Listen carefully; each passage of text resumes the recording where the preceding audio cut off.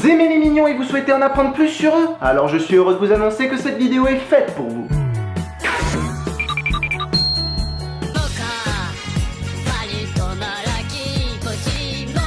Salut à tous, j'espère que vous allez bien. Aujourd'hui est un grand jour puisqu'il marque l'arrivée dans nos salles de cinéma du dernier bébé d'Universal Studios. Je parle bien sûr du très attendu Les Mignons.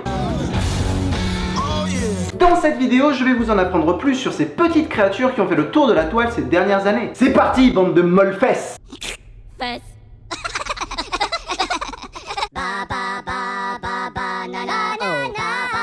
Pour commencer, intéressons-nous à la création des Mignons. Leur première apparition remonte à Moi Moche et Méchant 1, sorti en 2010, et suite à cela, ils sont rapidement devenus l'une de nos mascottes préférées. Mais sachez qu'ils ont failli ne pas voir le jour, car ils ne figuraient pas sur l'idée originale du film, c'est-à-dire Gru qui souhaite voler la lune.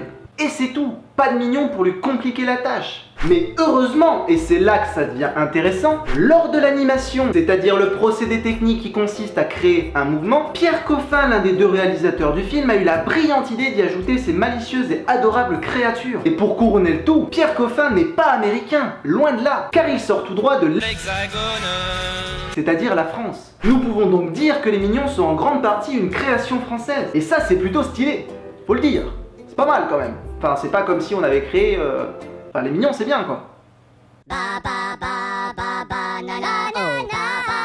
Si vous pensiez que les Mignons parlaient une fausse langue qui ne veut rien dire, eh bien, vous aviez tort. Coucou. Car leur langage appelé le mignonnaise a une réelle signification. Et oui, il a été conçu sur une base de français,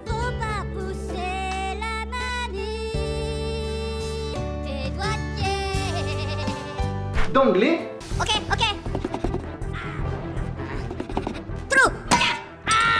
d'espagnol et d'italien. Oh, hello papagena, tu es bella con la papaya. Il prononce même une phrase en indonésien, en russe ou encore en coréen. Et ça, c'est plutôt stylé. Moi personnellement, je ne connais aucun mot en russe, en coréen et encore moins en indonésien. Et ça, c'est beaucoup moins stylé. Pour rester sur le langage des Mignons, saviez-vous que les différentes voix des Mignons sont doublées par la même personne, qui n'est ni plus ni moins, encore une fois, que le fameux Pierre Coffin, le créateur lui-même. Certes, elles sont toutes retravaillées en studio pour leur donner une différence, car oui, tous les Mignons ont la même voix, mais avec une petite différence. Mais bon, pour revenir à Pierre Coffin, en plus de les avoir créés, les avoir animés, il les a aussi doublés. Ce mec il pèse, franchement, faut le dire. Coffin swag. Pour en terminer avec cette anecdote, je vais vous donner la traduction de quelques mots en mignonnaise, afin que vous puissiez visualiser la ressemblance. Et aussi pour une éventuelle rencontre avec eux. On sait jamais, sur un malentendu, ça peut marcher. Et oui, bref. Commençons par un mot simple. Lorsqu'un mignon dit bello, cela veut dire hello. Pour l'instant ça va, c'est plutôt simple. Quand il dit Popeye, cela veut dire goodbye. Bido égale sorry et Poka égale what. Bon, je vous ai fait la traduction en anglais, mais je pense que les mots sont assez simples et que vous avez sûrement compris. Si vous n'avez pas compris, prenez votre dictionnaire et traduisez-les. Je peux pas vous faire tout le boulot non plus. Oui, j'aurais pu les traduire en français, mais c'était plus stylé en anglais. J'avoue.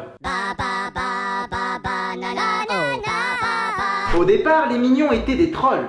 C'est du moins ce qu'a affirmé Pierre Coffin dans un article lui étant consacré. Et effectivement, l'apparence des Mignons n'a pas toujours été celle que l'on connaît aujourd'hui. Au contraire, l'idée de base était de modéliser des trolls, une armée de gros balèzes. Mais l'idée fut abandonnée pour s'éloigner de la ressemblance humaine.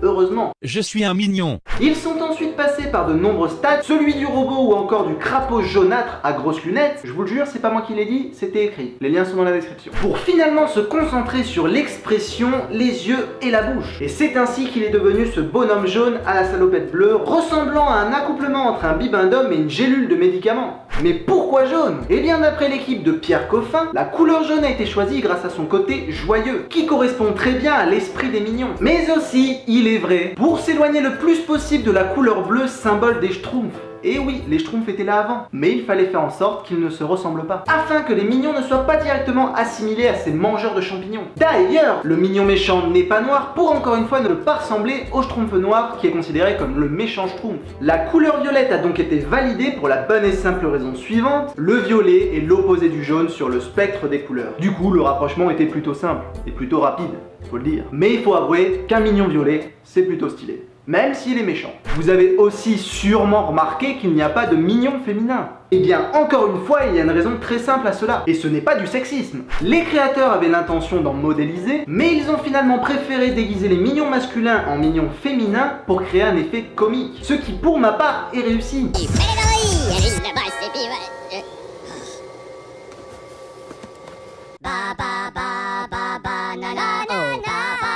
Vous connaissez sûrement le célèbre auteur-compositeur Pharrell Williams. Si ce n'est pas le cas, vous avez sûrement passé les 5 dernières années de votre vie dans une grotte, ce qui est possible. Après moi j'ai pas votre vie, je sais pas ce que vous faites ce que vous voulez au final. Moi personnellement je les ai passés chez moi devant mon ordi, c'est bien aussi. Donc pour revenir à Pharrell Williams, saviez-vous que ce même chanteur avait composé une partie de la BO de Moi Moche et Méchant 1 et 2, soit 4 titres dans le 1 et 5 dans le 2, accompagné de Heitor Pereira qui s'est occupé du reste. Mais lui vous le connaissez sûrement pas, mais je tenais à en parler par respect. Mais j'ai encore mieux. Et oui, car non seulement Pharrell Williams a composé une partie de la BO, mais son plus grand succès actuel, c'est-à-dire la musique Happy, a été composé à la base spécialement pour le film Moi Moche et Méchant 2. On peut même apercevoir dans son clip un clin d'œil au fameux mignon.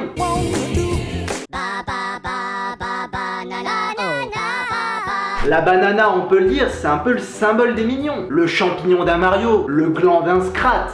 Sans mauvais jeu de mots bien sûr. Une musique a même été composée sur ce couple banane-mignon. Et même un court-métrage intitulé Banana que je vous invite à aller voir si ce n'est pas déjà fait. Car l'esprit délirant des mignons est bel et bien au rendez-vous. Je vous ai mis un petit lien dans la description si ça vous intéresse. Mais pourquoi les créateurs ont-ils choisi la banane? La banane? Eh bien, malgré une longue période de recherche, je n'ai trouvé qu'une réponse simple. D'après encore une fois un interview des créateurs, la forme et la couleur de la banane a une forte ressemblance avec les mignons. Du coup, le rapprochement était simple. Mais personnellement, je n'en suis pas resté là, la réponse me satisfaisait pas totalement. Je me suis dit qu'il devait y avoir quand même une autre petite raison. Puisque si on va par là, le citron ressemble à un mignon, le melon jaune ressemble aussi à un mignon. Et pourtant, ils n'ont pas été choisis. Alors après avoir longuement réfléchi, j'ai trouvé deux petites hypothèses. La première est le rapprochement avec l'expression « donner la banane », étant donné que les mignons ont un tempérament joyeux, car je vous le rappelle, les mignons sont français, donc ça pourrait coller. Et la deuxième hypothèse, ils ont tout simplement fait un choix et la banane a été choisie. Ah c'est sûr, c'est moins poussé.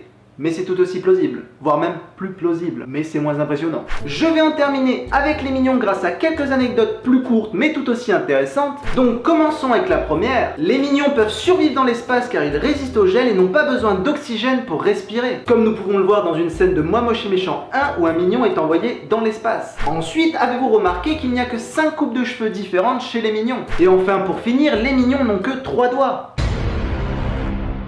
Voilà, cette vidéo touche à sa fin, j'espère comme toujours qu'elle vous aura plu. Je vous invite à liker, à vous abonner et à partager la vidéo à tous les gens qui adorent les mignons ou qui aiment les mignons ou tout simplement qui connaissent les mignons. Champagne Vincent nous dit: encore une bonne vidéo, on apprend tout en se marrant. GG, bravo à toi et à ton meilleur ami, bonne énergie pour pas changer, bonne continuation, à la semaine prochaine. Bien comme tu peux le voir, il est un peu plus tôt que la semaine prochaine, mais j'avais réellement envie de faire une vidéo sur les mignons. Et merci beaucoup pour ton commentaire, il me fait extrêmement plaisir. Ne t'inquiète pas pour l'énergie, elle sera toujours au rendez-vous en fonction des différents concepts. Par exemple, celui-ci demande un peu moins d'énergie pour pas vous perdre. J'ai transmis ton commentaire à mon meilleur ami, il te remercie lui aussi. Je vous invite une nouvelle fois à liker, à vous abonner, à partager la vidéo. Sur ce, je vous dis à la prochaine et surtout n'oubliez pas, gardez le sourire, c'est ça le plus important dans la vie.